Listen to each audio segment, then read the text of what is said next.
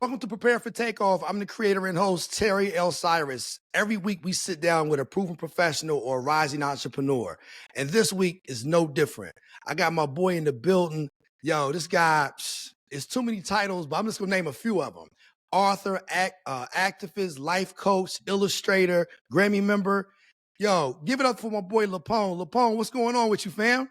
It's like King Cyrus, as I was told, everything that he touched turns to gold. Hey, I just want to definitely salute Prepare for Takeoff. It takes a lot to be disciplined, dedicated, and be uncompromised. So I just want to double salute you and your staff because there's a lot that goes into this. So thank you so much for inviting me. Let's make history. Hey, man, I appreciate that. And you know what? Thanks for making some time for us because I know you got a busy schedule. I mean, you doing 20-hour days and you know what? Like late nights, early mornings, you juggling so many different things. You got the book, you're doing, all of that, man. Look, there you go. Plug that. Troublesome. The untold story, overcoming the storms. Facts. So that's what we want to put a lot of emphasis to all of our viewers and listeners to go pick that up. It's on Amazon and Barnes and Noble, the whole nine. But obviously, you didn't just get there to the point of writing a book because, like I tell people all the time, people can write a book, but it has to be a story that people want to receive, and they typically want to receive a story based on all of what led into how that story came about. So with that being said, I want to give you the opportunity to take our viewers and listeners, down, memory lane, if you will, kind of how we got to this place. I know you're in the A, but you started in the Bay. So kind of give us, a walkthrough on what it was like for you living life in San Francisco and then how you transitioned to the A. Yeah, definitely want to be specific. And this is not to vilify anybody. Specifically, I'm from the old Fillmore. And basically, if you couldn't get to the Fillmore, you actually came. If you couldn't get to the Harlem Renaissance, you came to the old Fillmore. We had like our African descent businesses. We had our restaurants. We had our culture. We had our impact, our empower. And then we seen that all gentrified and taken away. So when that was taken away, you seen basically crack come in. So when the crack came in, what it did is it neutralized the whole foundation of a family systemic. And it decimated it. So when it became decimated, now there's no male strength in the home. And then you have a 12-year-old runaway like me living off the streets. So because now the mom is on crack, there's nobody in the home to hold up any infrastructure. And we hear this story all the time, right? But this is not to sensationalize this. This is a more so like, okay, when do we get to the point to where it's like the only thing that we can do is by forming a coalition and empowering each other because nobody else is going to do that. So you go back to me in Fillmore where I'm coming up in the 80s where it's drive-bys. It's the gang affiliation. It's the drive-bys, the origination of the drive-bys. Okay. That's with this mark on my eye. I got a mark on my chest, bullets, police, it's a lot of PTSD that we always have to act like it don't exist because it's a sign of weakness in the jungle. And so here you have this 12-year-old runaway who's living off the streets. Basically I was sleeping in certain people's cars. I have a partner named Cool Cat. Shout out to him. And before we proceed, I want to shout out King BG, Bruce George, Genius's Common Movement. He arranged all this. So that's we brothers from another. that's a spiritual, foundational, righteous empowerment king. And I'd be remiss if I didn't salute him out. So I want to just thank him for arranging this as well. Absolutely. With that being said, you got this 12-year-old where everybody see as food. All the predators see as a prey. So now you got this actual 12-year-old got to figure out a way where he's not positioning himself as food, as a prey, even though he is innocent at the age of 12. So it goes to from sometimes I didn't have nowhere to sleep. I would have to go into McDonald's and wash under my arms. Got the same sweat fit. My partner Cool Cat, shout out to him. He would wait till his auntie Deborah falls asleep and would sneak me into his apartment sometimes and let me sleep on the floor. I done slipped in motels where guys turn tricks with prostitutes while they re-up in the dope just to have somewhere to get a couple hours of sleep. Times I went weeks with no shower, no food. So you're dealing with this 12-year-old with all this trauma. And then on top of that, dealing with like molestation, incest, all these things that really tear us down psychologically. So there's a whole bunch of layers to me that made it so easy for me to not chase love anymore from a mom or from anybody, where I began to be a 10-star general of Beelzebub. And I got a thrill off of inflicting pain on people. So think of somebody being trapped in that mindset. I remember like when I was in jail, I used to draw pictures of the devil with all my gang sets in his belly, because now I'm like going full-fledged with this actual lifestyle. I no longer care about love. I don't care about want to be weak for that. I don't care want to be vulnerable for that. I don't care about somebody trying to manipulate me with it or exploit me with it. Now I'm just going full throttle with inflicting pain, and you go fear me. So now I got a partner of my jail cellmate named Raymond. He actually hang himself. Now, me and him is from like rival sets. He from HP. I'm from Fillmore. So to be exact, I'm from Fulton Street Mob. So normally you wouldn't see these people ever have any kind of vernacular, no common decency towards each other, right? Because it goes so deep in so many people that we lost. See, people got in LA, you got the colors, and the colors try to come up to where we from, but we wearing that out. We deal with turfs. So we deal with turfs. So with all that being said, when he actually, because me and him had the same story. His mom was on crack. He saw his mom get beat on him, cut him open like me, because he resembled his dad. She would even send him to go buy crack for him. So it's like we had the same stories. These two people who hate where each other is from, we formed a camaraderie. And so through that camaraderie, it was short-lived because he found out his mom OD'd. And as much as me and him used to say we can't wait till our moms die, we used to say we couldn't wait till they died. When his mom actually OD'd, he hung himself. He said, I couldn't take it no more. And I was like pumping him up. Now I got my own, demons going on. I'm destroyed. I'm decimated inside. But I had to like forget about me and be there for him. And we talked about how we was going to escape out of jail and what we was going to do and everything. And then that night, 6 a.m. when you do the roll call, he was dead. He hung himself with a sheet. And so when that happened, I lost my noodle. So that night I tried to hang myself. So I tied the sheet to the vent, got on top of the actual ventilator system, tied it around my neck. And when I went to jump off, I broke down and cried. I couldn't complete the job. So this 12-year-old,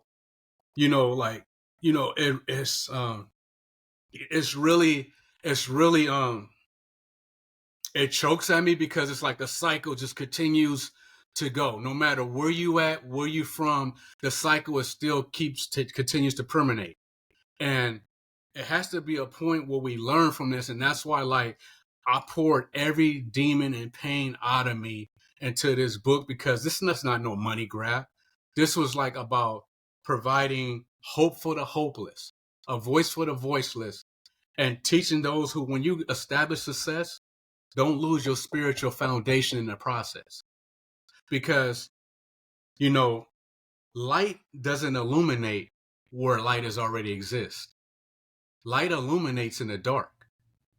So you got to go to the dark places and spread that light and convert the non-believers into believers and show them I'm no different from you. I'm just like you. But guess what? I listen to the sound of the trumpet and I stay disciplined to the call. I lost a lot. I deal with betrayal a lot. I deal with people try to set me up to kill me. But I stay faithful to the sound of the trumpet. So how I ended up in Atlanta, my sister, Regina Davenport, who was actually started off as a receptionist for LaFace Records. So this is before everybody became iconic. So Regina Davenport, she's originally from the Sucker Free. That's what that originally come from. I know Peace the Kid, the Capri Spirit, he got the clothing line Sucker Free, but it comes from the old Fillmore, where I'm from.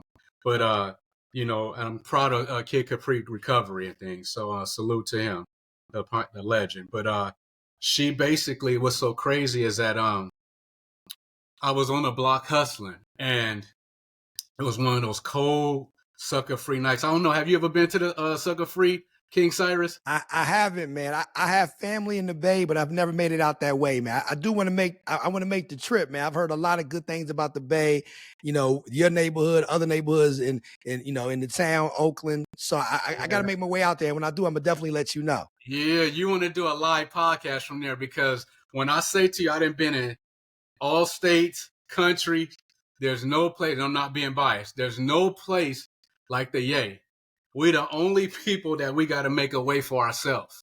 LA got a market. LA come up to our market, get our flavor, bring it back to where they at. You know what I mean? And it's all Cali love. We all frontier with each other. But like the Yay has to create their own. We have to create our own success. So we the land of the independent muscle. Like JT, the bigger figure, shout out to him. Our bedrooms was directly across from each other, who helped Master P get laced on the game. You know what I mean? All that independent muscle, E40 and his uncle Charlie, all that independent muscle, people globally come to taste our soup. You know what I mean? So I just wanted to put that out there, because it's like, I'm tired of us just being exports. We got to pour back into our own soil. We invite everybody in, and that's why everybody love the Bay. We invite everybody in to come in and get that flavor and take it back. You saw the Dipsets with Oh Boy. You know what I'm saying? Like, that's us.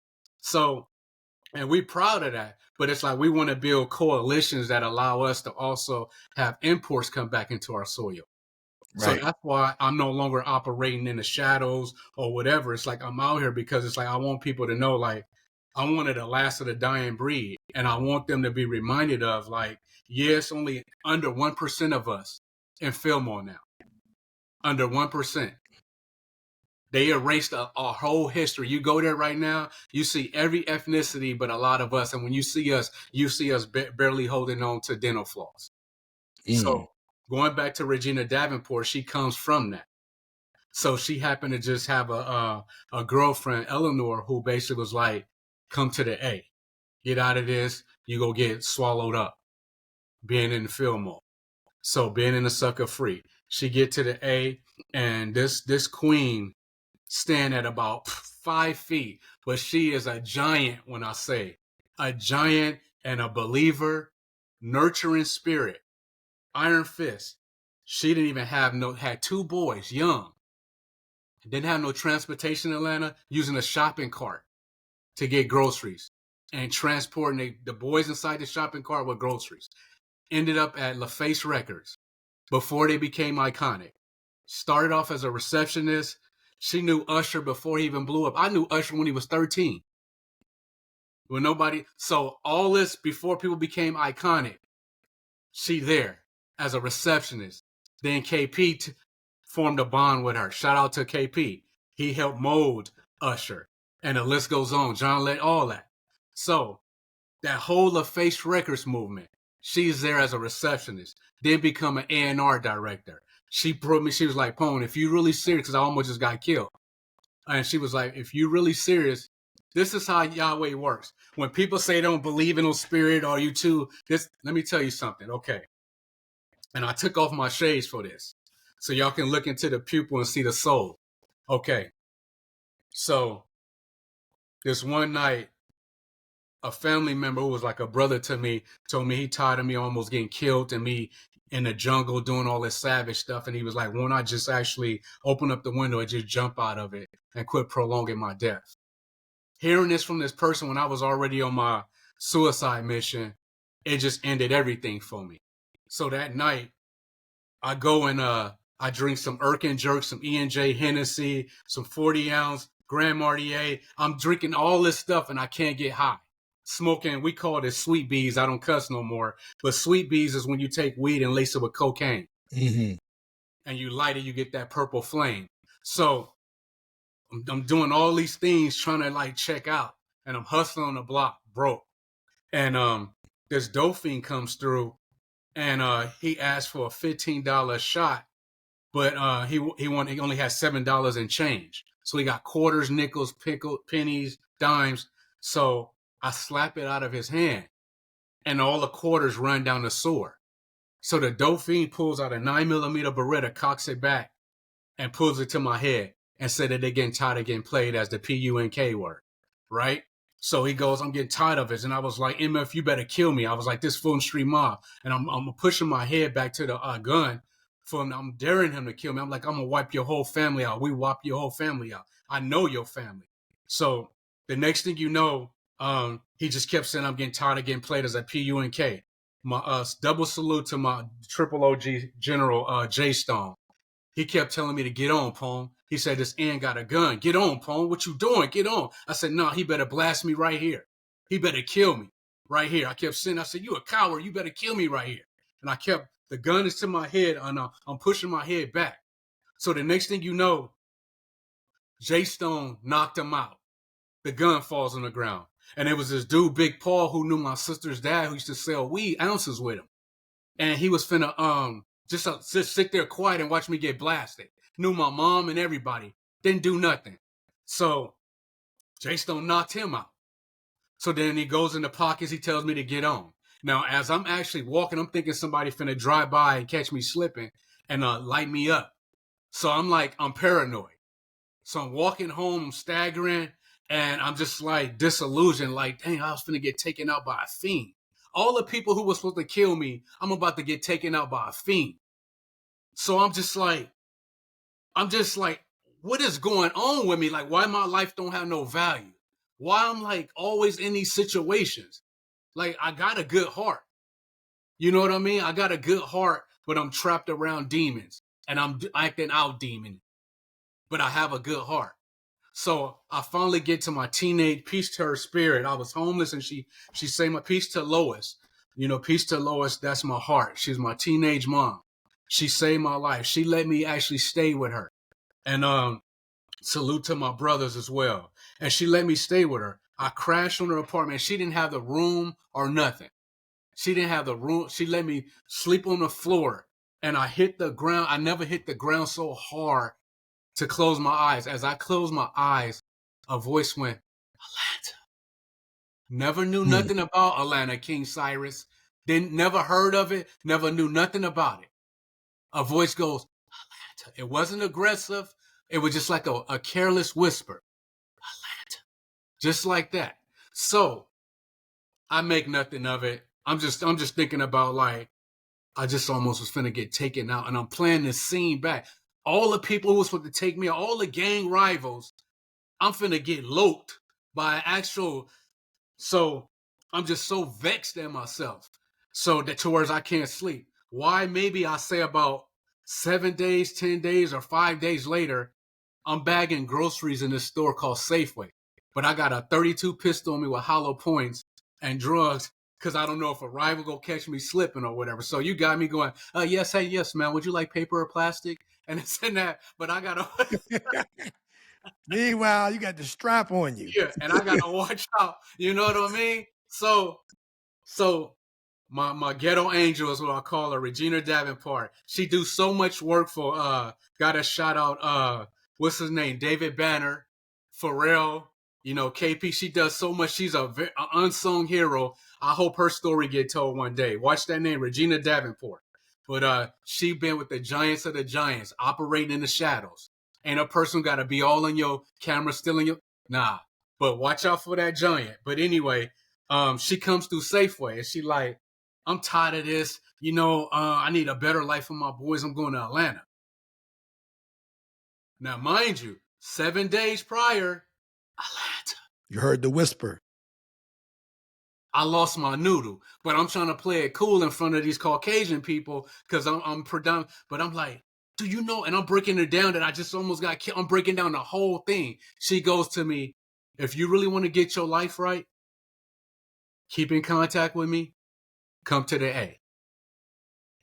That was the game changer right there, because I almost just got killed another time, right? Not the dolphin, another time after that. Peace to D-Set Spirit. But if I would have been 5 minutes longer with him, I would have been killed right with him. So So that 12-year-old I'm trying my best to shorten it. That's just giving you little pockets, little X's in the freeway, right? Right. But it's so elongated, right? It's not enough time right now. That's why I had to put Troublesome the Untold Story out, Overcoming the Storms, because it ain't just doom and gloom in here. It's empowerment. It's Right. giving us license to liberate. It's Mm-hmm. giving us license to liberate. We all got a troublesome moment in our lives. I've been at the top. I've built over $1 million company at one point in a year. Shout out to the Colonel, Aaron Repper. Just, Yahweh places certain people in your life, whether you have the know-with-all, he will place certain people to be like links to formulate that Cuban link that will never break. Shout out to Raekwon. He's another down to earth person, very grounded, Wu-Tang. But so you got these people who get that you don't even go out searching for it. And I love how you talked about how like you just made yourself available on your journey. Mm-hmm. You know what I'm saying, with Mr. Walter, you know what I mean? Like you made yourself available. And it's like just to learn, like it used to be rumors that, okay, he got Billy Joe back his publishing. Now, I don't know how true that is. They said he gave him his publishing on his birthday. I don't know. Maybe can you contest to that? Do you know? I mean, you know what? It wouldn't surprise me, man. But I mean, Walter was a giant of his day. I mean, actually, he's one of the giants of the music industry as we know it today, presently. And yeah, it wouldn't surprise me, man. He was somebody. He had an iron fist, but he also had a heart of gold. Yeah. Do you think? Let me ask you. Do you think that if he wasn't at the helm, Thriller would have did 40 million? I don't think so, man, because he had an iron fist, and there was a lot of people who they knew it would probably be better served to not tell him no. Yeah, You know what I'm saying? yeah. He was somebody he had told me one time we were in the process of doing something with MTV. This was spoken word. Matter of fact, that was surrounded by what it is we were doing with Bruce. But one of the things he shared with me, they, at one point in time, MTV, they wouldn't play black videos. I know. And he called over there and said, listen, if you don't play that Beat It video by the end of the day, I'm going to shut your little network down. By the end of the day, what was in heavy rotation? Beat It.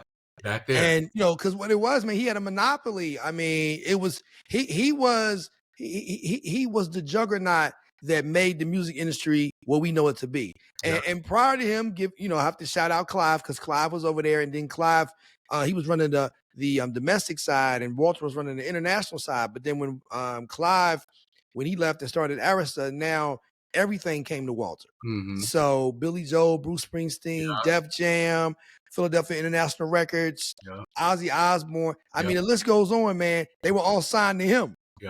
So I know. Imagine if they said, all right, well, you're living off of Billy Joel, Bruce Springsteen, all of these rock groups he had signed to him. You know what? I'll pull all of them off of your network, and then there won't be an MTV. And they knew that. So guess what? They played in heavy rotation. All of that, man. They was like, listen, man, we gonna see to it that this man ain't. He's a happy camper. And I'm sure you've seen The Black Godfather when oh man. I know you've seen it. But for the people who's watching and listening who didn't see it, essentially there was a part in the documentary where everybody was on pins and needles because Michael Jackson did this soundtrack on DreamWorks Records, but even though he was signed to Columbia, or the parent company CBS Records, which is what Walter used to run, and they were on eggshells because they knew they was gonna have a real problem with Walter. Mm-hmm. But it took The Black Godfather, it took Clarence Avant, and all of his wisdom and relationships to be able to kind of like calm those waters, and they were able to get through that. So, I mean, like you say, we talk about unsung heroes, like the Queen you mentioned. There's so many of those individuals in the industry, man. Like I know I've crossed paths with so many people who are the reason why you see people on television, the reason why you hear people on the radio. It's because people have the ability to pick up the phone and make certain calls and make certain things happen. And you would never know who those people are. They kind of stay in the shadows, like Clarence Avant. So many people didn't know who this man was. You had to be in the industry to know who he was. But if you were in the industry, It's like, okay, that's the dude. Yeah. If you don't know him, then there's a problem, you know. And I say the same for you, man. I mean, you know, you're a king. I mean, you're somebody. I mean, really, just listening to your story, man. It's like it sounds similar to the ending of Minister Society. Remember, she was trying to get old boy to move. I think it was to Atlanta. Yeah, Jada. Yeah. Yeah, Jada was trying to get him to move to Atlanta, and I think Atlanta has become like a safe haven for a lot of people from all over the country, man. It's like, you know, we didn't get our 40 acres and a mule, but we got Atlanta. You know what I'm saying? We got that. We got that. So, but what I'm saying is, I know a lot of people who turned their lives around, and they did so by moving to Atlanta. Atlanta, to me, man, like, I think your surroundings will shape who you become. Yeah, sure. And I think Atlanta, if you come there and you have the right intentions, because you can also have the wrong intentions to go to Atlanta, and you can jump off the stoop in a whole nother way and get into all kinds of trouble. But if you're going there and you really want to make some changes to your life, those opportunities present themselves. At this point, it's become like a musical. It's become a big city of musical chairs. There's not enough chairs for the people that's playing the game because everybody like everybody has said, okay, well, you know what, Laponne, he went there, and 1,000 other people I know, they went, so maybe I have the same outcome. Well, it's a couple of things. You're not Laponne. And then secondly, there's not enough opportunities to go around. And thirdly, the opportunities that you know them to be, many of those you made yourself. So you have to be a boss. You have to be a boss to survive, you know, the neighborhood that you grew up in San Francisco. You have to be a boss to relocate from the Bay to the A, and not only survive but thrive. I mean, you're somebody that, you know, and I'm giving you the opportunity to talk more about it, but you didn't just come there and, you know, stay out of trouble and stay out of harm's way. You begin to flourish, and in particular in the entertainment industry. I mean, so I know you too were behind the scenes, working with the likes of a lot of different people, you know, that everybody knows as household names. But it's kind of want to give you an opportunity. Once you moved to Atlanta, how did you make that transition into entertainment? Listen, it wasn't easy at all. Like, even when I first came there, I came to Atlanta on a Greyhound bus, which I would never do again.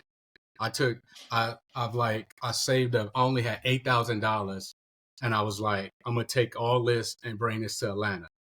Well, that $8,000 got decimated to $500. So before I made it to Atlanta, I only had $500 in my pocket. $300 I gave to Regina. $200 was to try to get some interviewing clothes and just take a risk to see if I can even try to square up and get an L7. It did not happen. When I tell you everything that could go wrong went wrong, to whereas I don't have nothing. Because $200 is only gonna last you about 2 days, if that. Exactly, if that. Yeah. And don't take nobody out to dinner. It's gonna last. It's gonna last a matter of hours. So just $500. Give her $300, because I'm one of those people that you don't occupy space without valuing space, right? Like, the only way you can value space is to contribute to space, right? But there's certain people who always want to think you owe them something, always want something for free. Always value space. You know what I mean? Occupy space with value. I was just looking at Einstein, the theory of relativity. He got a movie out right now, and just talking about occupying space, using, little mass to blast out a burst of energy. So if you look at that, okay, we do all these things going here, there, just to quantify a little measure of progress. Whereas if we strategically moved, we can use little mass and get massive progress. And so I was doing all these things, zigzagging in Atlanta, and wasn't getting nothing. So it was finally after maybe 8 months, and I got all kind of drama going back home with my sisters and all that, trying to get into the streets. And I was like their father, uncle, I was all these things to them. And I got so much tugging at me. Then it's I feel like me against Atlanta. Because my sister, she got her own life going on. So it's just now me to figure it out. And I got invited to anything that you ever could think of. Was even at Rap City on TV. This is before I'm on Rap City. Rap City did, there was a Southern playalistic Cadillac music picnic that Outkast did in 94. And Rap City, anybody that was iconic now was there. Usher was there. Puffy was there. TLC was there. Jermaine Dupri was there. Biggie was there. Puffy was there. Busta Rhymes was there. I mean, I can go on and on. Big Les, Ed Gordon from BET, like Joe Claire, everybody, and they got me on there. Like, it was like everybody was at this actual picnic. Everybody who's iconic that was there. So I'm looking around and I'm seeing all this. And I'm like, you know how you, in a situation, you know this situation is just not about this situation. Like, this is finna ring out for years and years. So this moment I'm at, because I always operate in the shadows. I never got sucked in the industry. I never was trying to be in people or bandwagons or follow. I always operate in the shadow. I just observe. And if I had a product, I would like, hey, you want to get down with this product? And, you know, and then I get out the way. I never was in people's face. I wasn't this and that. I say what I had to say.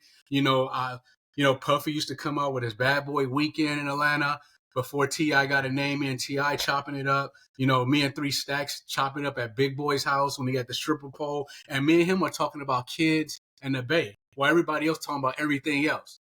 That's when I knew it was real.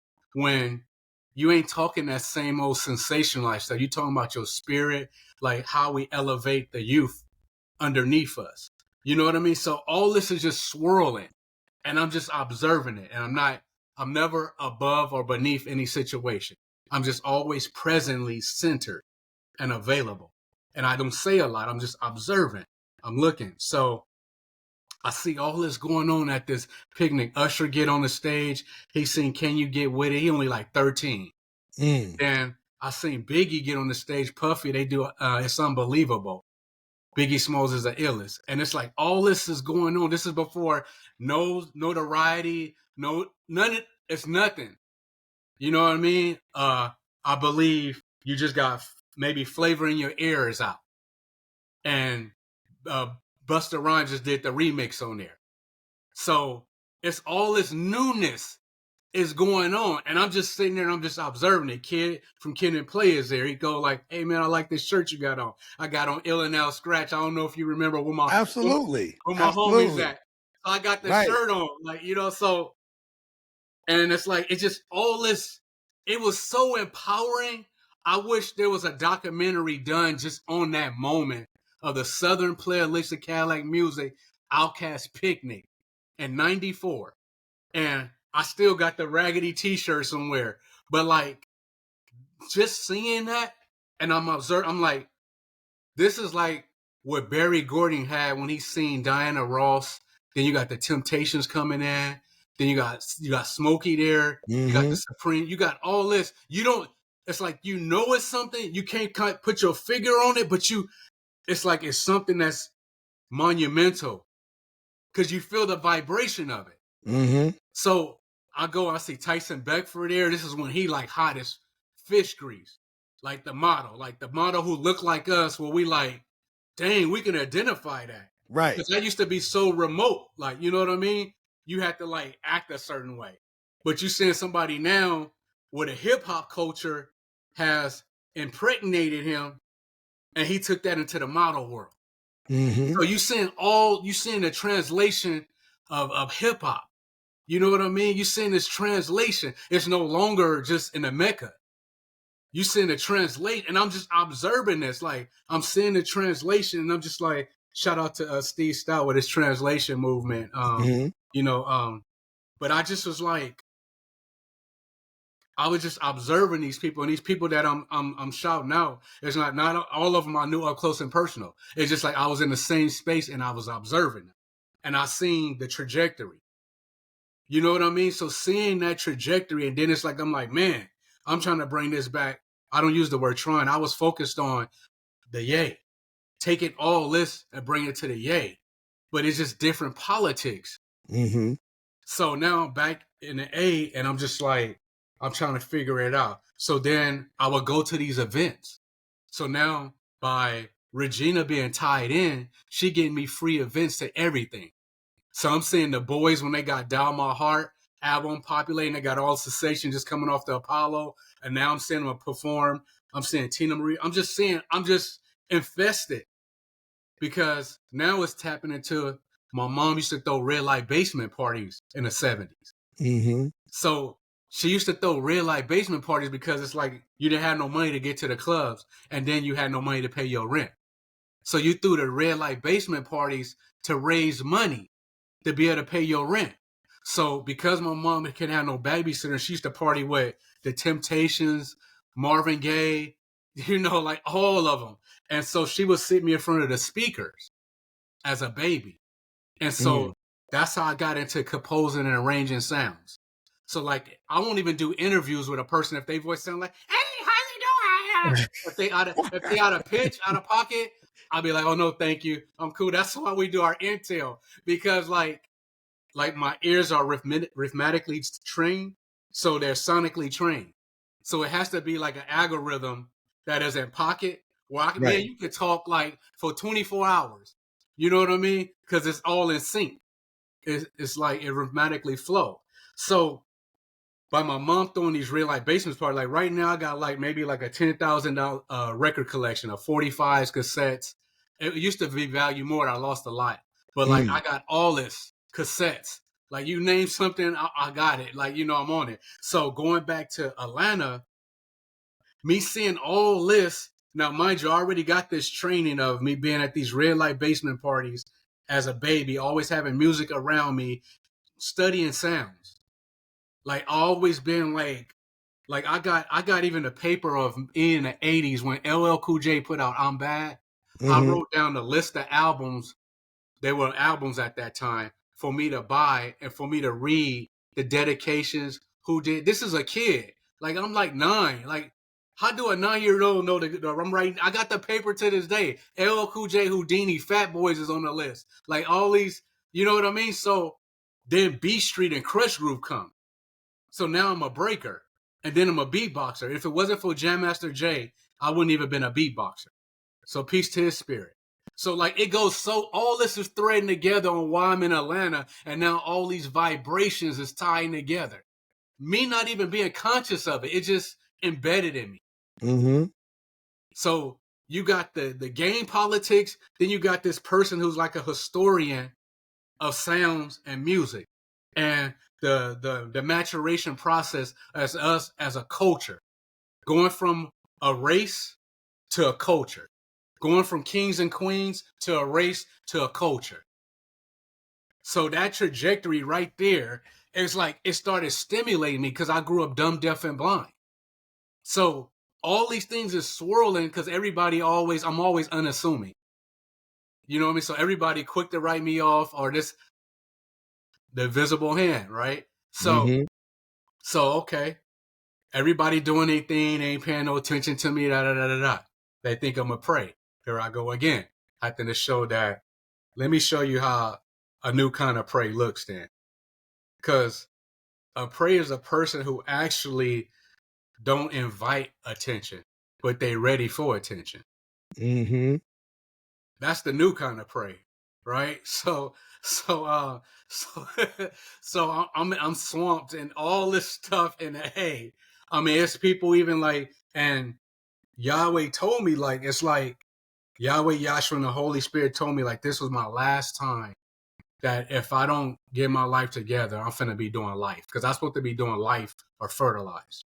And so I like, when me 8 months couldn't get no job, I like didn't have nothing to my name, but I had people saying, "Man, you from Cali, right?" They was trying to do underground drug transporting because they like, y'all got the better product up there. I was like, no, I was getting all kind of temptations coming. And mind you, if I went in my pockets, it was nothing coming out but practice of me learning how to fold the insides of your pockets outside. And so I had nothing. Stomach is cussing like James Brown. It was just like everything going wrong. And that's why I will always play homage.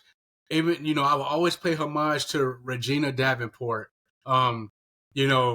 And because she didn't have to let me be in her space, because she witnessed me actually, brokered in the 10 Commandments. She witnessed me trying to figure out how do I find me. Or it's like I was so feared and praised and I was 16 with my own apartment, eating at the finest restaurants, underworld, having this life to like having to make a decision, having the finest clothes, like having it my way, but paying a price for my soul, right? Having it my way. And then all of a sudden now I'm trying to square up and trying to figure out how do I even speak to even get a job? How do I even, what's my uniform gonna be? I know what my street uniform was. I know how to be loyal there. How do I do that? You know what I mean? It's like, and it's a lot what we struggle with to this day. And that's why I'm taking the time to speak. I could be speaking on a whole bunch of other things, but I'm taking this time because my passion is about the evolution of us, not the problems of us, the evolution of us. Like, I'm so tired of hearing the doom and gloom.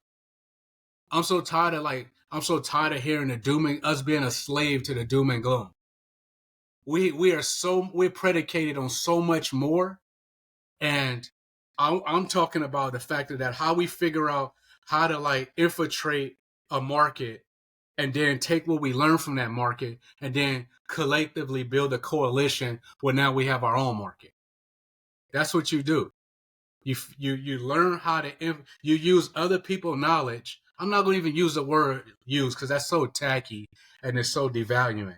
But like you align with power. When you align with power, you only can extract power. You don't see a dead battery inside a car. You don't see a moving car with a dead battery. So it's like it needs the positive and the negative current. So with all that being said is that like you have to align with power, but you got to stay true to the principles of your own power. You don't marginalize your power, or you don't suppress your power, or you don't like almost like reject you to make somebody else's power look more powerful. No, you activate your power and align with that power. So now you leveled up your power and you leveled up their power. So there's a triage. And that's what we do. We feel like we got to give up our power or lose our righteous identity to align with power in order to elevate power. And so that's why, like, I no longer operate on, I no longer lay low like Al Jarreau with a round fro. Peace to his spirit. You know what I mean? You know what I mean? Like, it's like we in the last days where we have to be unapologetic about our gifts, right? Like a testament to you, like, seeing how you coming from West Virginia and then it's like you just started off like, I'm just going to put myself in this position, right? Once I put myself in this position, I trust in my faith that current of my faith is going to constantly push me to fail forward. I'm going to constantly keep forward progress. Coming from West Virginia, where West Virginia was known for so many other things. You know what I mean? So I used to have a West Virginia college hat as a teenager. The blue and yellow. The yellow letters, yeah. So, like, it was just small, you know what I mean? And to like, they should have a statue. You should be one of the statues. You know what I mean? I think, what's his name? Randy Moss. Isn't Randy Moss from up that way? Yeah, Randy Moss, man. He used to go to my church. No way. I kid you not, man. Good thing he didn't listen to my mom because my mom seen him one time in church and she's like, baby, you too small to be letting them big men hit on you. Good thing he didn't listen to her because he wouldn't be in the Hall of Fame. In a real way. Yo, it's crazy. He used to live on the same street as my nephew. And it's an area called Rand, which is right outside of Charleston. Like, I lived on one side of town, right outside of Charleston, and Dunbar on the other side of town was a little unincorporated area called Rand. And then speaking of Cali, down the street from him was Jason Williams, White Chocolate. Oh no! Oh yeah, that's right. 'Cause they had Yeah. a bond. That's right. Yeah, they went to Yeah, the same. They yeah, went to the same high school. They used to come to the park that I used to live at, and they used to give it to the grown-ups. yeah, I mean, they were kids, man. They were yeah, teenagers. yeah. But I mean, you had one dude that went to the NBA, another dude was in the Hall of Fame, and then people don't realize that Randy, he was actually Mr. Basketball 2 years in a row. So he was just as Yeah, nice in hoop as he was football. I mean, he was going to camps with KG and all these other people. So yeah. he was nice, man. But yeah, he's from there. A host of people. Steve Harvey's from another part of the state. He's from this area called the Patch, which is super country, as Yeah, you can tell how he yeah, sounds. yeah, yeah. And a lot of people, this is what it is, man. West Virginia, I would say it's like our exit ratio as far as people who stay and people who go is Mhm, probably the equivalent of like somewhere in the Caribbean. You meet a lot of people from different parts of the Caribbean, but mhm. they tend to leave the Caribbean because there's more opportunities Right. on the mainland. That's how Yeah, West Virginia is, man. There's a lot of people from there, but unfortunately, there's not enough opportunities to keep us there. yeah. So I moved in '94. Randy, him and Jason obviously went to college. They went on to have a lot of success. TD Jakes, he was another guy that used to live in my neighborhood, and we used to make fun of his car. He used to drive this brown hoopty, and he was so broke he couldn't even get his bumper fixed. Yeah, He used that to have a rope hanging up. He used to have a rope keeping his bumper up from hitting the ground. I know what And you now look at him. I mean, but again, he had to relocate and move to Dallas. yeah, So I mean, the list goes on. I mean, but a lot of times, to your point, the propaganda that's thrusted into the mainstream as far as West Virginia is, you think of hillbilly, you think of coal mines, and you don't think of black people. yeah. But the Mountaineer. brother, Yeah. right? But check this out. But the brother who started Black History Week, which became Black History Month, is Carter G. Woodson, which is one of my fraternity brothers who's from West Virginia. Uh-huh. And then Booker T. Washington from West Virginia. Mhm, Now, this man, he built a whole school, mhm. Yes. but Yeah. you wouldn't know of any of those things. And I think it kind of goes back to what you were saying. Like I would say I would say West Virginia, as well as so many people who are left left in the trenches to be forgotten. It's a microcosm of life as we know it. Mhm, People want us to believe what mhm. they want us to believe. They don't want to believe that there's possibilities in those mountains. They don't want to believe that there's possibilities on those burnt out blocks, whether you're talking Camden, Newark, South Bronx, and all points in between. Mhm. But there's a lot of hope that stories like yours and books like yours can feed into those kids of today, as well as the kids of yesterday, and the men that we know them to be today. Yes. I think it's never too late for people to get it.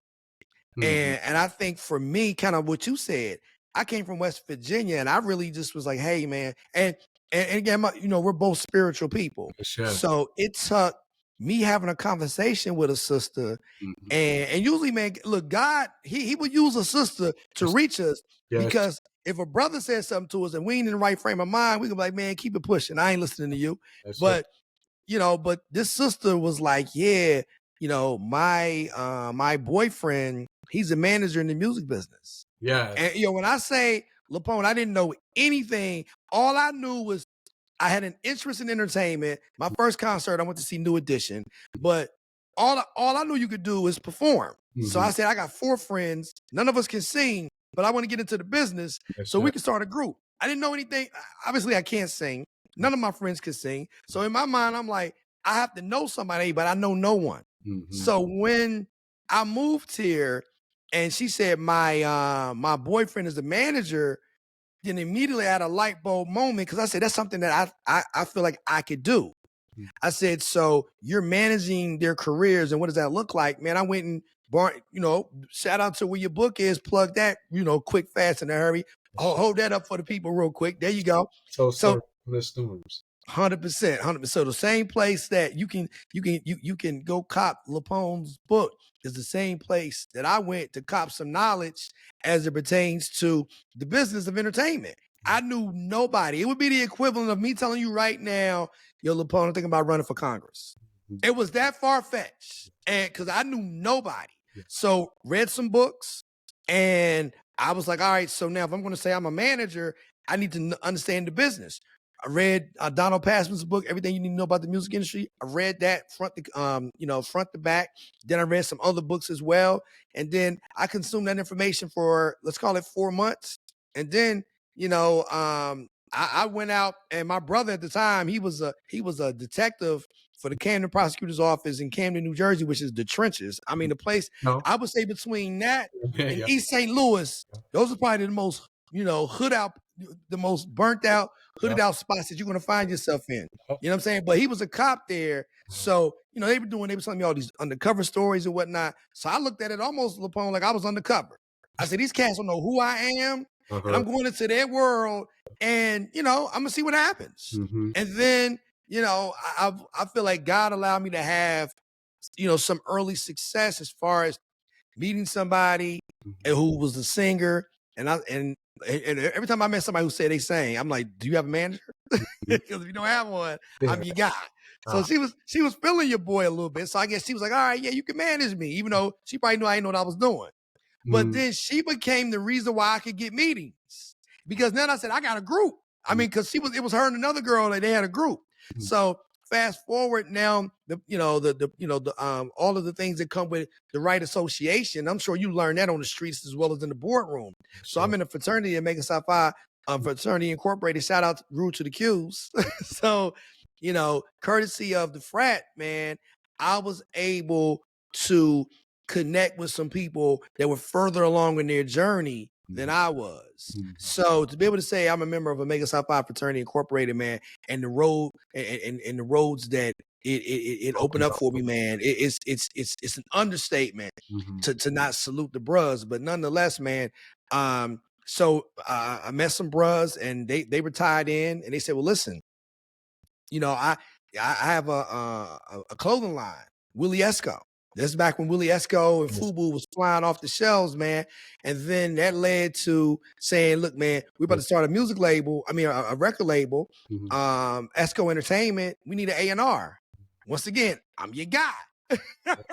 And then that's what kind of like set me on my trajectory. And then, eventually I started doing, not just A&R. Once I left Esco Entertainment, I started doing A&R consulting, working with some major labels like Jive and Epic. And then once again, God can use anybody. He used this brother named Donald J. He was a producer, and that's how he introduced me through a third party to Walter Yetnikoff. And then once I started working with Walter, man, I don't know if you ever seen the movie Usual Suspects. Of course.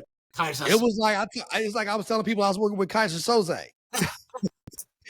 And then after that, it was over, B. That's one of my favorite movies, man. Shout out to Usual Suspects. And that was a movie, and it was like a foreshadowing moment for me, because, my experience in working with Walter, and it literally had that same impact. When I watched that movie, when people heard they heard the name Kaiser Soze, Jokers was like, get the hell out of here. That's kind of how people responded to me, because they knew me as an outsider, trying to navigate the industry from an outsider perspective. And I think once they seen me go from that person to, doing the traditional things that a lot of people who look like us do, which is A&R, promotions, whatever, to like working with the check writer. Now, my contemporaries had a whole new respect for me. So it's like, oh, wow. So now everybody they didn't want to give me time of day. Everybody want a meeting. Everybody wants to sit down and figure out how we can work together. But I'm like, but that ain't what you were saying 3 months ago.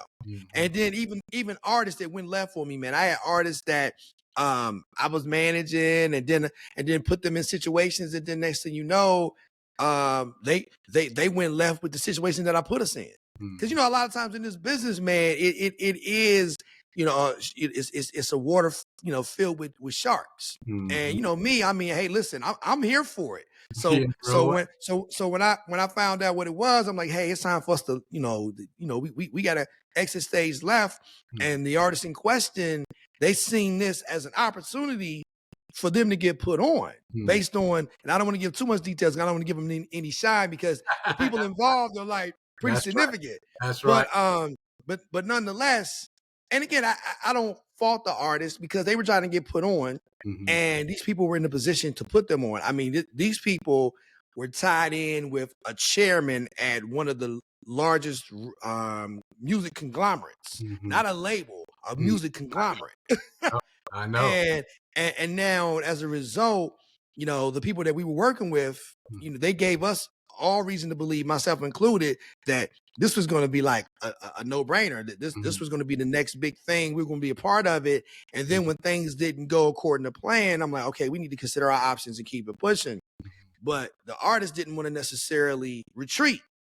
So I'm like, all right, well, look, all right, you know, I'm retreating. So if you want to stay, that lets me know where we stand. Same artist in question, because the word circulated pretty quick. That, wait a minute, yo, somehow this guy, everybody used to refer to me by my last name because everybody had cool nicknames, and Terry's pretty generic. There's probably 10 Terrys, you know. But when people knew but when they heard the word Cyrus, everybody knew who that was. They were like, yo, man, Cyrus is working with Walter Yetnikoff. Man, everybody circled the wagons, including this artist in question. And I ain't gonna lie, Laponne, I ain't had no words for him. Because I'm like, yo, when I told you this is what we needed to do and how we needed to proceed, when you thought that you could better deal it with somebody else, and keep in mind, I'm the person who put you in this situation. And now you're gonna be loyal, you know, with the strangers that I introduced you to. So now, you know, and it might have been a span of 6 months. Once they heard that I was working with Walter Yetnikoff, this music, you know, legend, man, now all of a sudden the artist in question wanted to circle back, man. I had to keep it pushing. And me, I'm the kind of person, I'm like, I don't, at this point, I mean, we're going, you know, a couple of decades ago, you know, I'm far removed from it. But I've always been the kind of person, whether conscious of it or not, it's like, I'm not going to enable bad behavior. And not that I hold it against this artist or whatever, because we all were learning in the process. At the end of the day, I can't get mad at somebody, whatever they see fit to do. But what I can do is use that as an opportunity to teach you on the do's and don'ts. Because if I allow you to circle back, then you're not going to learn from that situation, because you're going to be like, okay, well, listen, I went left. He forgave me. We rocking again. So now when they meet you, what's to stop them from going left on you? So if it was a lesson learned on what not to do, then guess what? I served my purpose. I taught you what not to do, because trust me when I tell you, had this artist, you know, stayed, you know, true to the soil and stayed 10 toes down on my side of town, trust me, bro, this person would have blew up. They never really did. And, you know, life went on, and, you know, we all learned from it. But yeah, man, I'm this kind of person. I'm like, listen, man, I'm never going to look down my nose, turn my head up, and feel like this is not something that I can learn from somebody. And like the gentleman in question, Donald J, man, I mean, shout out to Donald J. But when I tell you Donald J, man, you know, like the tracks that he was sending me, man, we could never, we never had that connection as far as like, yo, I could do something with that track. I could do something with this group. And, you know, a lot of people in the entertainment industry, man, they're very transactional. I'm the kind of person that I build relationships. And relationships aren't predicated on what you can do for me. And Donald, he was somebody that, you know, we weren't able to do any business together, but man, I really respected his hustle, because I could see myself in him. You know, he had that, I'm not going to quit. I, you know, no matter how many times I get told no, I'm going to come back until I get a yes. So I respected that. I tell people all the time, you know, success is when preparation meets opportunity. So I was preparing myself without even realizing it, because, you know, by the time I met Walter and his colleague, shout out to my boy Dwayne Bell, he's also a mutual friend of mine, and Bruce George. So shout both of them out. But by the time I met Dwayne, I mean, I had worked with so many different people by then, you know, producers, writers. You know, I could like, we could turn on the radio like, okay, you want to work with that person? You want to work with that? I'm pulling out, this is back in the day when CDs were a thing. You know, I had done some A&R work. You know, I had already established myself. But still, you know, I will say, man, you know, and let's face it, man, sad but unfortunately true, whether it's the street or whether it's in the boardroom, you need a cosign. Most definitely. So you can do your thing as long as you may want to do it, Mm-hmm. but you need somebody that's going to legitimize who you say you are. Yeah. But that person isn't going to legitimize you until there's something legitimate about you. Yeah. You know what I'm saying? Yeah. So, Right there. you know what I'm saying? So I mean, so I give all praises to God, man. Yes, So enough about me. Let's make it more. I researched a lot by it, so I'm just like, you just confirming everything that I already knew. So I just Okay. love it. I'm loving the fact of that, how you can like visually map out your timeline, right? Mhm. Like you can see, oh, I should have did this right here. I'm glad I didn't do that right there. I'm glad I Right. did this right there. And that's where the kingdom of our empowerment is sourced from. It's like for Mhm. us to be like to vividly channel in our journey, right? You know, and be honest about it. Like, cause some people like that's what keep a lot of people hiding behind material warfare, is because they don't want to deal with their journey. They want to just only deal with the now, how it looks now. Oh yeah, I've been doing it. Nah. Mhm. You know, so then guess what? When that gets taken away, then you're kryptonite. Mm. And so now you're feeble. When you're feeble, you now don't have the strength to go back and do what you should have been doing already. And that's Mhm. investigating the why, the where, Right. the how. Because once you link those three, now you can fall down and get up. Of course, by our faith, you know, by Yahweh, Yahshua, and the Holy Spirit, but also, you know, work without faith is dead. So it is accountability as well to what we take ourselves through, because we have grace and free will and unmerited favor, right? So what we're taking ourselves through, you can't just say, well, you know, Yahweh got me, or he gonna make a way. There's an accountability part right here. And you can't just keep Absolutely. sweeping unaccountability under the rug. It's going to always be waiting there. So then Mhm. people now try to find an escape by numbing through the drugs, you know, numbing through material purchases, you know, numbing through, you know, escapisms. Mhm. Touch upon that in the book, escapisms. You know what I mean? Because we don't want to deal with that. But what people don't realize, the things that we don't deal with is the things that continue to basically disable us and handicap us. So even Mhm. though we have the potential to be a triathlon, the more we keep continuing to run away from self, we're losing self. And when you Mhm. lose self, a lot of times it's hard to recover self. And sometimes Right. it get opposed because it depends on how long. I would just, because every time I do an interview, like I ask Yahweh to send me a song for the interview, because I like to always activate my spirit before I start my day or do an interview. And he led me to this song. I kept it on repeat for 30 times before we jumped on this interview. And it was a Tasha Cobb Lenore, Heart of Worship, right? And it says, if you're deep in the ocean or high in a mountain, it says, it said, let my, it says, if you're deep in the ocean, high in a mountain, let my worship chase you. And it said, my only desire is to never be too far away.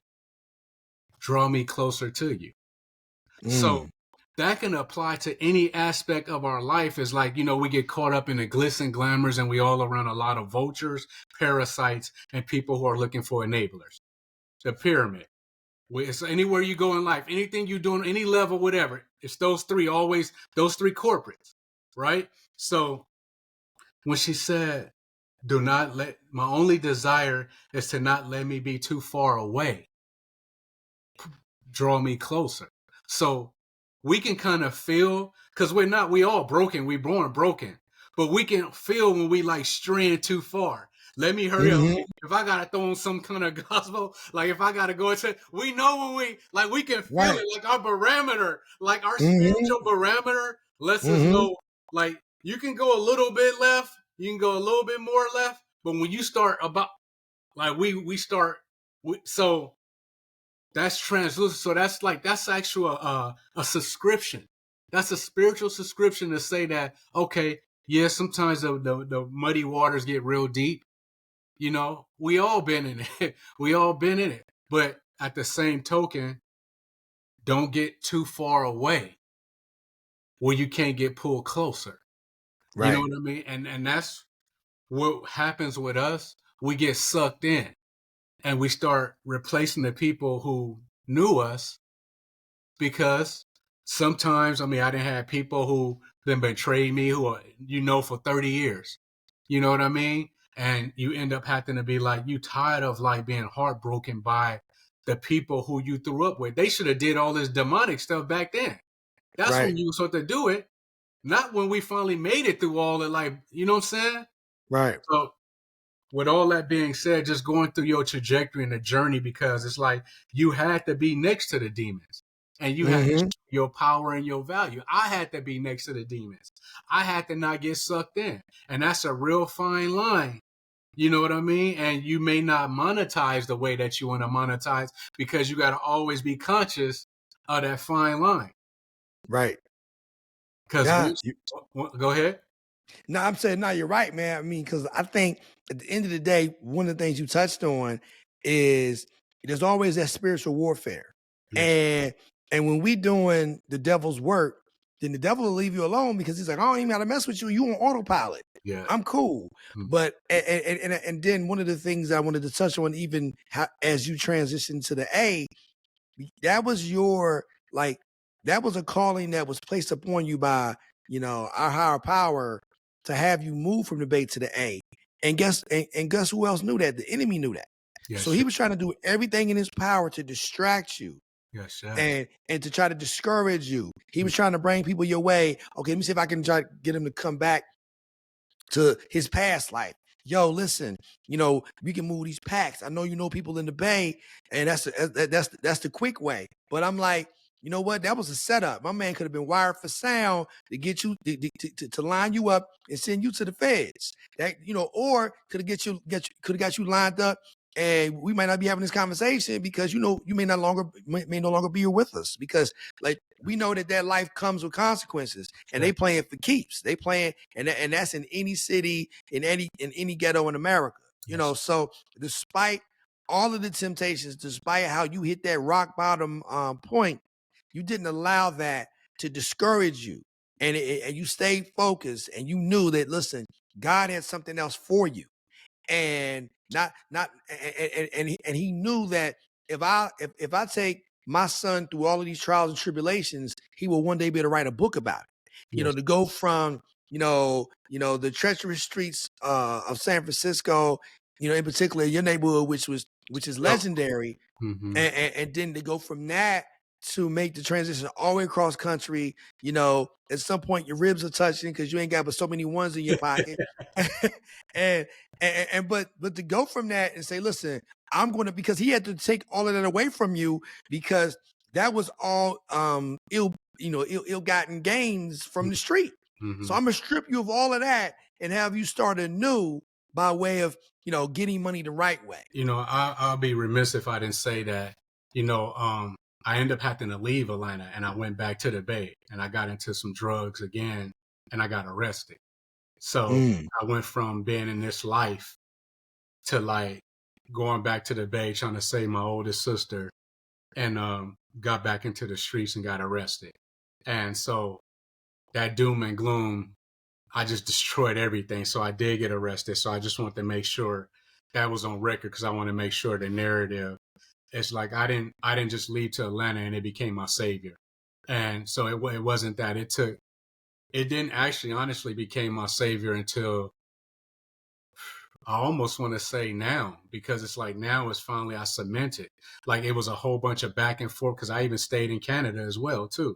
And that had this whole story. I went to jail out there. So it's like there's so many deep, but like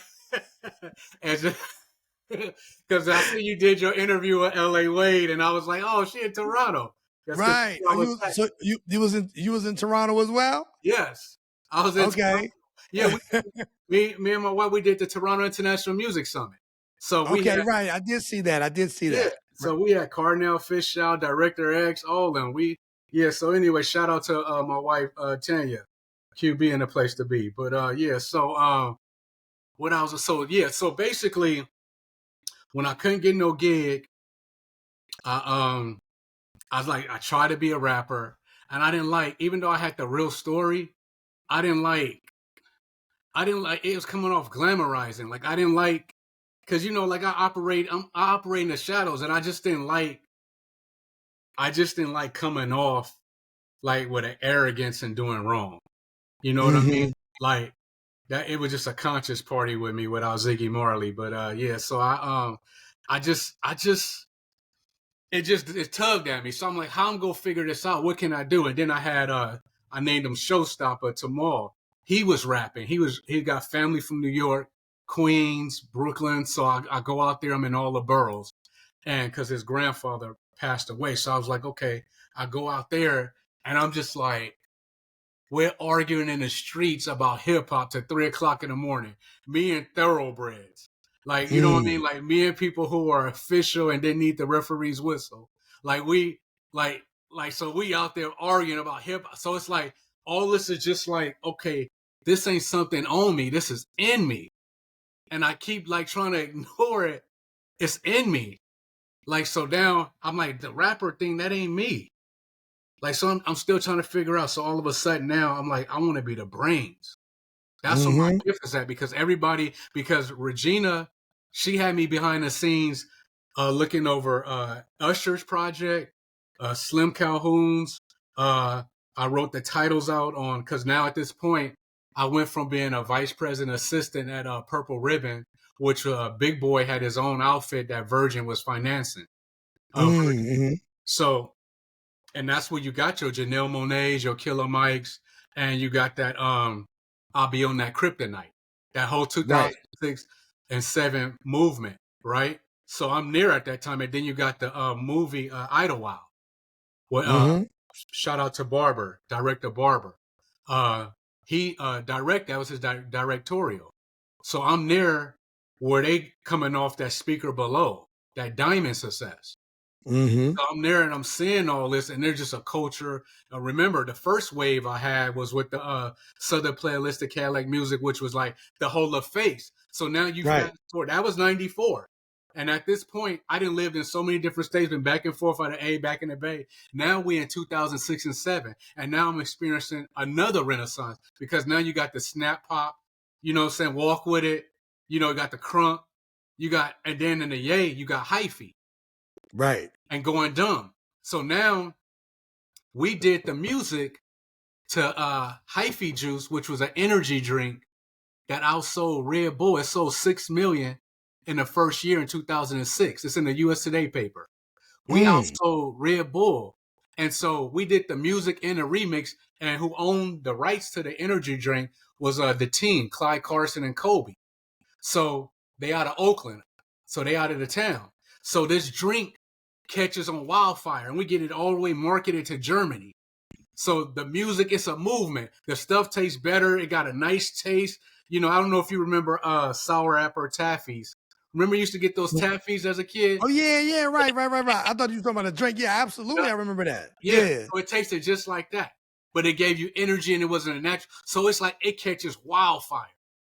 But so then the next thing you know, I'm like, okay, we got the sun going, and we didn't even charge them a lot for the sun. Cause I'm like, I was always as a kid, I had a paper route, but I used to sell dope as well as with the paper route.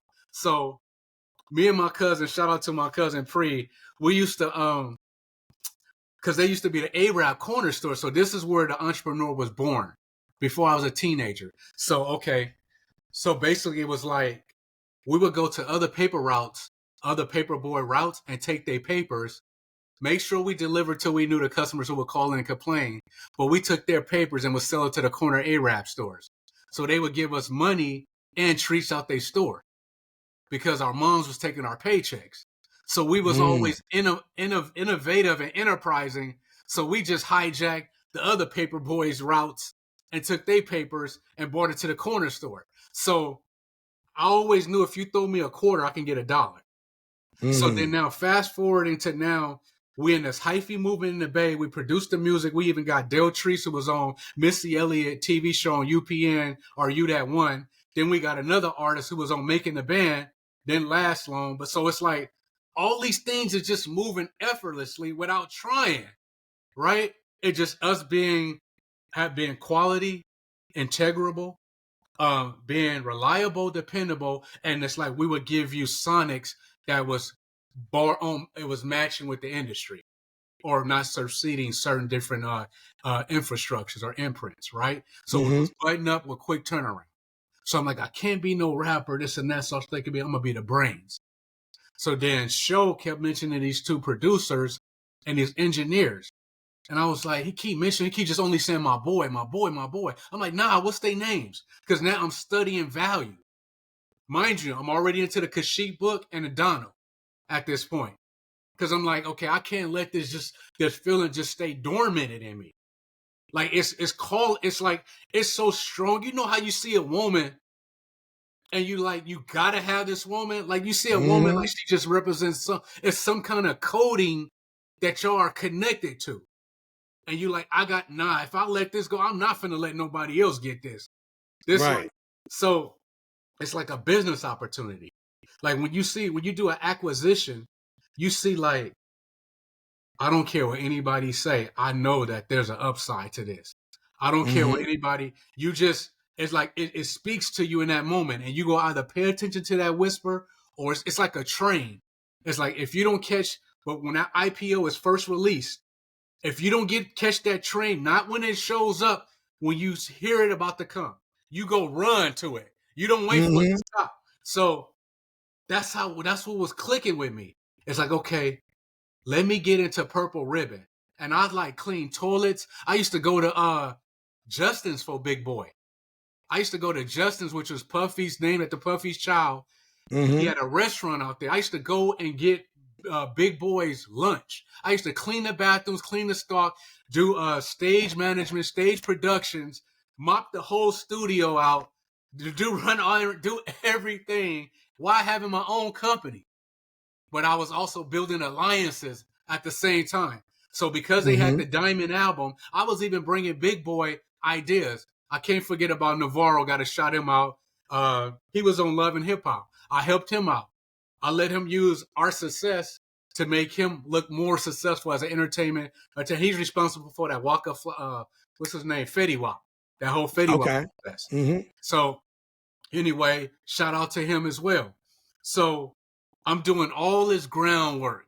We even doing stiping. I don't know if you remember that, where you putting up the posters. You're illegally putting up the posters. Right. So we got Janelle Monáe there. We got Scar. We got Killer Mike. We got C-Bone. They got Nate. They got a group called Concrete. So we got the Dungeon Family extensions. Like all this stuff is going on. This is before Future became Future. You know what I mean? So, because they are part of the extended generations of the Dungeon family. So, we all just got a dollar and a dream. So, we just like all trying to figure it out, but we got a short window. So, all of a sudden now, Regina's no longer vice president no more. And now I'm reduced down to an intern. But I'm still in there. So, I'm interning, answering the phones. I'm talking to Shakim from Flavor Unit. I'm talking to report. I'm like, Kanye walking. I'm in a studio before Kanye blew up. He only had just the first album, so I'm in Stankonia with him. Farnsworth Bentley. Like I'm around so much stuff.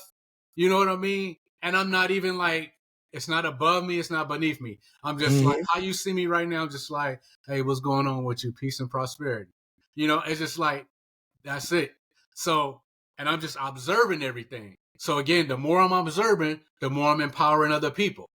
So whether it's people I know or don't know, you know what I mean? I even see Daz break down the independent muscle to Killer Mike. When Killer Mike was trying to like figure out how to do the mix CDs, how to do independent, double salute to Killer Mike. He got the 3 Grammys. Absolutely. Double salute to him. And praying for his son and things, and so anyway, I seen him learning that, and Daz got the game from JT the Bigger Figure, the same person who was across my window. We used to rap over Pee Wee Herman beats at the pier, like, you know what I mean? Because it was a time where you didn't have the money for studios, so if you go to the pier, they give you like a free popular beat, so it'd be like Joski Love, the Pee Wee Herman, yeah. So we'd be rapping, but we'd be rapping about our rival gangbanging sets, though. So we rapping over this generic commercial beat, but we calling out our sets. So, I'm seeing Daz break down the independent game, and Killer Mike is just trying to figure out how to do it. Because again, the yay make a way. We from the independent muscle. Everybody come to get that independent muscle from the yay. You know what I mean? So then you go back to Regina outside of Regina, because now she vice president sucked in doing her own thing, and I'm left to figure it out myself. And I wanted her to have me just saturated on so much other stuff or whatever, because I came up with a slogan. I was like, you can't say the yay without the A. So I was basically coming up with a frontier to bridge the yay with the A. And I was going to do a combination. So now I'm speaking with Keek the Sneak, Peace to His Spirit, his manager, because now they got him at E40, got Tell Me Where to Go. And that just take off like wildfire, because that consummated the whole hyphy movement. Then you had Mac Dre, Peace to His Spirit, with the Going Dumb and Thiz Nation. So we had a lot of culture stuff just hidden, and outsiders trying to figure out how to monetize it. So all this is moving, and I'm still in the Bay, Alabama, Huntsville, Alabama. I'm like, and all the Southeast, and I'm trying to figure. I don't use the word trying, but I was focused on like making sure like I can have our presence in these Southeast regions, and then I started reaching out to other countries. So now I'm focused on doing business in Japan and China. So now I'm negotiating to get the catalog into these other countries, because now it's 2008, and now there's going to be a recession. So then all of a sudden, because I always was thinking forward, like I have the gift where I can read a spirit under 5 minutes. So I'm always like, the vibration don't feel right. I'm like, something to happen. Now you got Obama. I met Obama as a senator at the Bill Graham Davis Center. There's no way I thought he was going to be a president. Alice Walker was there because he was trying to raise money. So now I'm using Foundation Entertainment Services. The company now we got skin in the game, because now we doing all this licensing for all these networks. Now we own VH1 Hip Hop Honors. Shout out to Tony Haran. She was a communications, via communications. I call her Sunshine. Peace to her spirit. She's like, can you do me a favor? Get us in the battle. So now we in the producers battle. They was introducing a new segment on VH1's Hip Hop Honors, because I'm now with Outkast. I'm with Big Boy, the Diamond. Plus I got Foundation. Now I'm a Grammy member, because I build up so many points. So all this attraction. Then I closed a ringtone deal. That's when the ringtones was like big. Like, so I'm just like hitting everything, and I'm not even like, you get a big check. It's just like, okay, on to the next. You got to pour it right back into the company. So it wasn't even about like, oh, we did it. It wasn't even about all that. It was like, okay, what's next? We got to keep going. And it's like, we was on the publishing and the licensing and the synchronization game early. And then when it got saturated, we became dinosaurs. Because the whole thing was about Jay-Z, Kanye, and all these big old anthem sounding things, film and TV. So things started to dwindle down. Right. So it was about like me pulling what was inside of me and realizing that, like, if I had money to buy a sandwich, will I buy a sandwich, or would I put it into this actual passion? And my decision was always to put it into the passion. Right. And go ahead. What you're going to say? Nah, I'm about to say, because, that's one of the things that I'm always encouraging people to do, to try to pursue their passion, because their passion is directly tied to your purpose. Right. And a lot of times, again, people don't do that because they feed into the fear that it will essentially rob you of the blessing that God, has for you, just waiting on you at your destination. But a lot of times, fear will derail people's, their pursuit of their passion, and they go on to meet their makers without fully understanding what their purpose is. We have a multitude of different purposes. You have a purpose as a father, a purpose as a mother, a friend, whatever. But there's a lot of different things that I always say, like, we represent the tree of life, similar to a Christmas tree that my daughter, who's 10, she runs downstairs Christmas morning. The things that's going to attract her attention are the things that aren't wrapped. And it may be a gift that may have more value, but it's underneath the tree and it's wrapped. She may not get to that. And I think that's how we are as adults. Like, maybe the thing that we it comes to us fairly easy, whether it's basketball, whether it's hustling, these are things that we can do in our sleep. Maybe it's rapping, maybe it's whatever. but nonetheless, that might be one of 20 other gifts that God will place on you.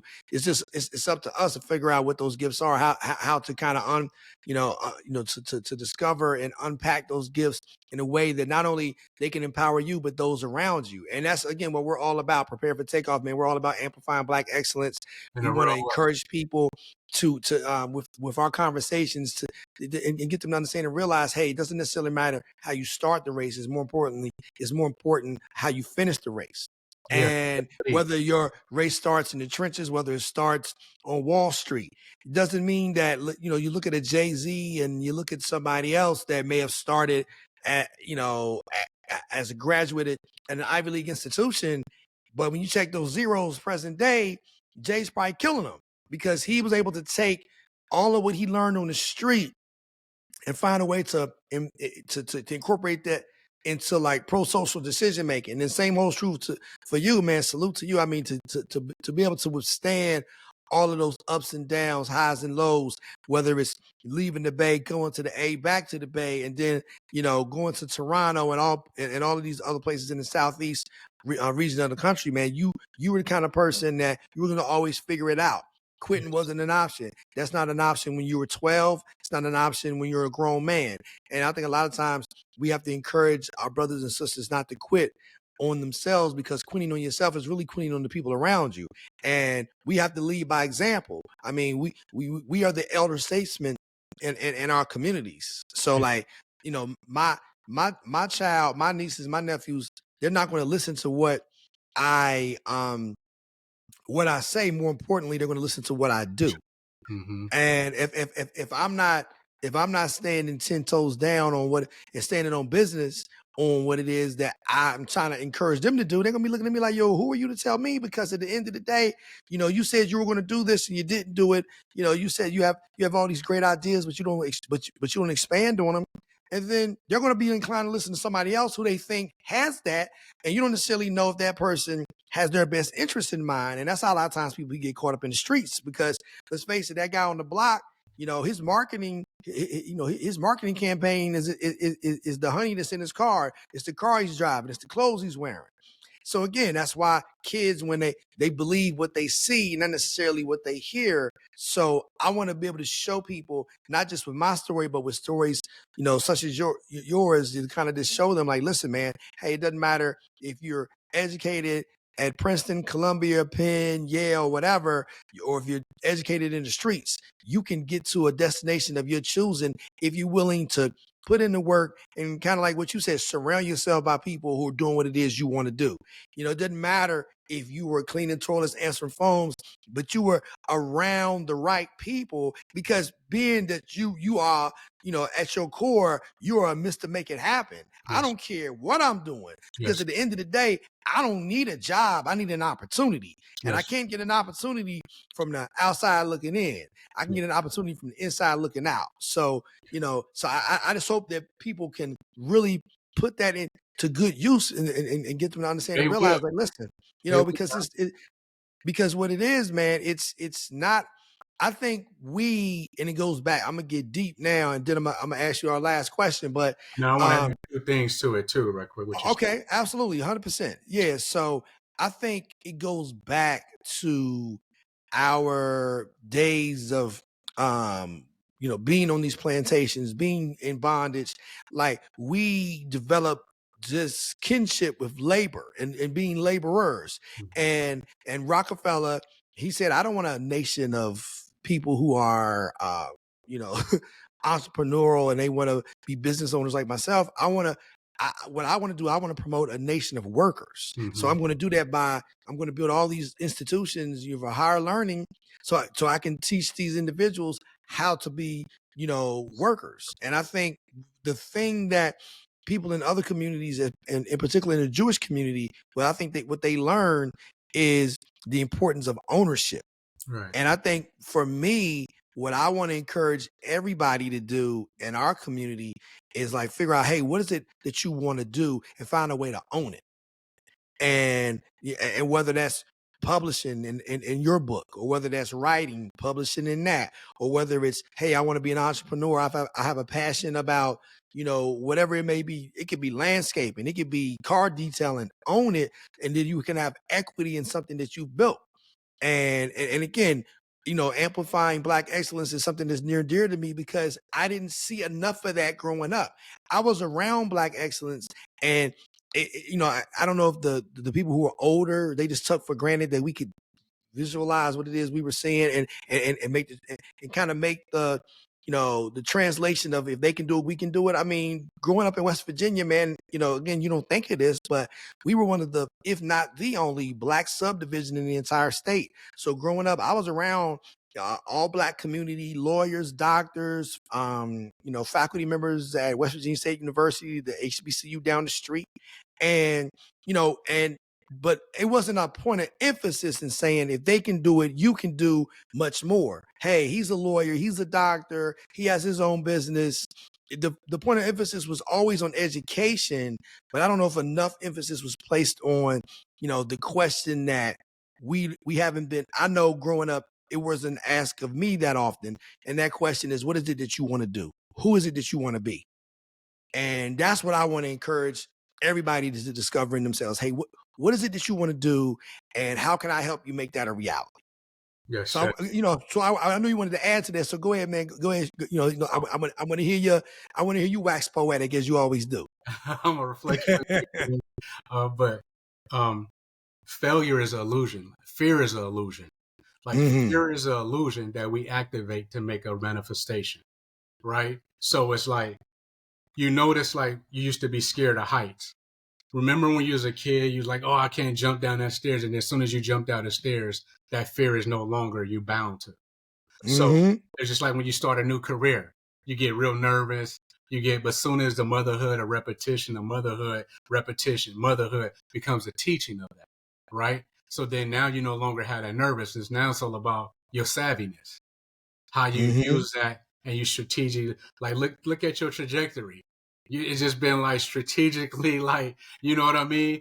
Starting off nervous, being savvy, strategizing, starting off nervous, so fear is an illusion. So if we can get the youth, because there's so many brilliant people in the grave. There's more brilliant people in the grave than there are people who are manifested their brilliance or their genius is common. Right? So I want, if nothing else is remember about this actual Kinglish we speak in, this empowerment that we're speaking. Shout out to PFT, prepare for takeoff. You don't get interviews like this. You know what I mean? Look what we talking about. We going outside the box. And then another thing, we don't have to study people what is already in us, right? We already been owners. We come from ownership. We just, again, like the Tasha Cobb song, Don't Let Me Go Too Far Away. We went too far away from ourselves. We went too far away from our soil. You know what I mean? So when we return back, again, I'm not structured as far as like literacy training. I own catalogs, multi-genre catalog. I own things. It was just, paying attention to what's within. When you pay attention to what's within, the external can't dictate the eternal. You know what I mean? It's the external that robs us from our glory. The external, it's always somebody be like, man, I don't know if you can pull that off, King Simon. I mean, like, I don't know. I seen how you act. What? How you know what's for me? Matter of fact, I'm not going to even, I don't want you by me no more. Right. You know what I mean? Because when you pray on something, you move. When you pray on something, it's not a blink. It's like the only way you can reach your apex is to operate in momentum. Right? So when you get an idea, you can't like sit back and deliberate and this and that. When you was like, let's do it Monday, I'm like, forget it. Let's make it happen. You know what I mean? Like, just do it. Like, get it done. Like, and look what we've been able to accomplish. Like an hour and a half. Look what we've been able to accomplish. You know what I mean? This is going to like empower people because they're going to see that we're not one dimensional.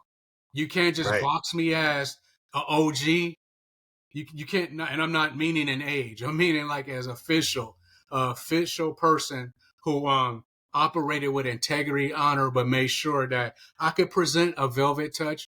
But best believe if you don't handle that velvet touch, there's an iron fist, right? Mm-hmm. So, and then it's also like I'm mannerable, I'm mild spoken. So you don't see a typical like you got to be this way. No, be a full around king. Be an all Mm-hmm. around man who shows every side of him. Don't compartmentalize yourself because that's not a man. Now you're right. Be unapologetically you. So I know we're wrapping up, and I just wanted to like really salute you in regards to like your trajectory and how we continue to diversify, how we continue to be like, okay, I don't have to maximize everything. What I have to do is show the different layers of me. Because to show the different layers of me is showing the totality of empowerment. And when we're empowered, we're able to empower others.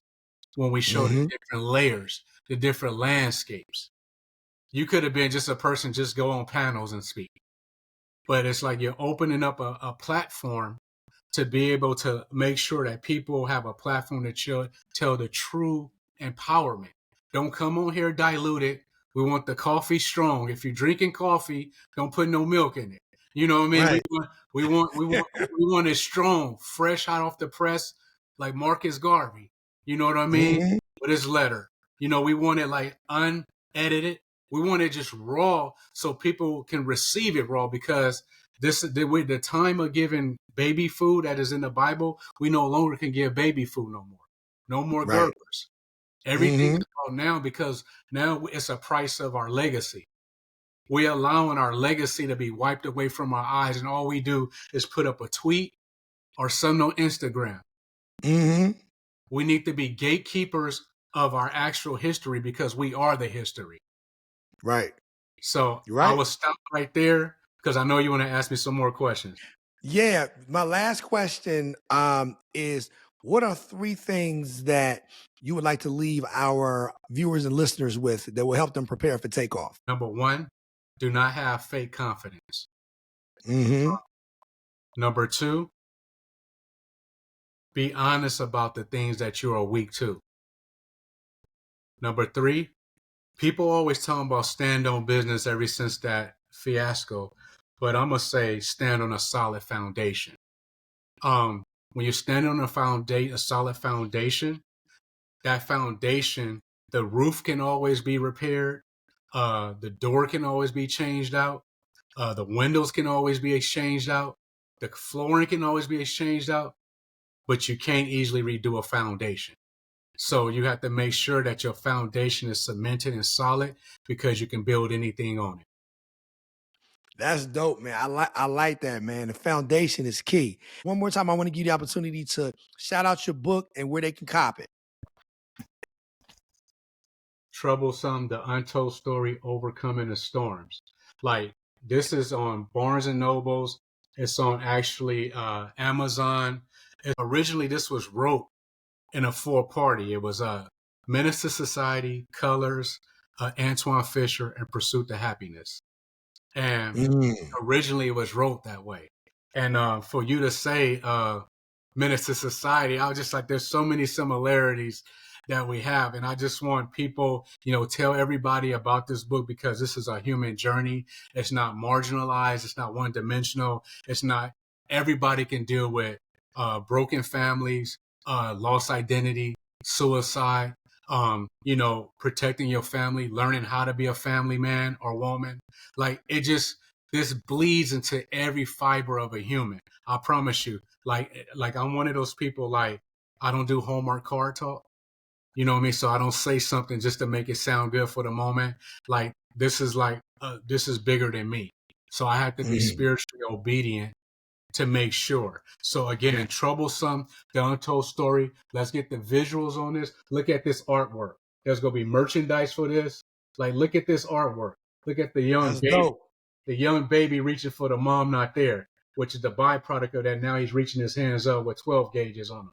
You know what I mean? And it shows the trajectory. Like he's actually now a general and a leader that's impacting the globe by going into communities and helping all walks of life.